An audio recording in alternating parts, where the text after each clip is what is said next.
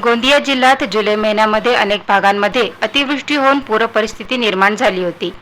या पूर परिस्थितीमध्ये 6 लोकांचा मृत्यू झाला आहे, तर जिल्ह्यामध्ये 27 जनावरांचा सुद्धा मृत्यू झाला आहे। पावसामुळे जिल्ह्यातील 1491 घरे अंशतः पडली असून 34 घरांची पूर्णपणे पडझड झाली आहे। 234 जनावरांच्या गोठ्याचे सुद्धा नुकसान झाले आहे।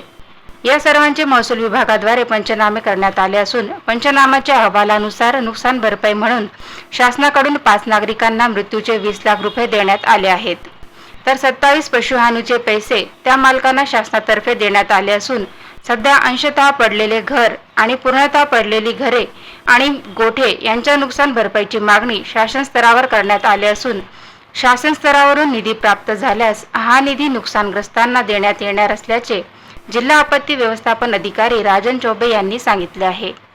या एकंदरीत नुकसानीमध्ये 5 मनुष्यहानीकरिता 4 लाख प्रमाणे एकूण 20 लाख रुपये त्यांच्या कुटुंबियांना प्रशासनामार्फत देण्यात आलेले आहेत।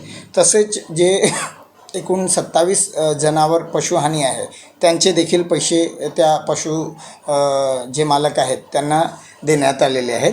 उरलेली घर आणि गोठे याची मागणी शासन स्तरावर करण्यात येत आहे।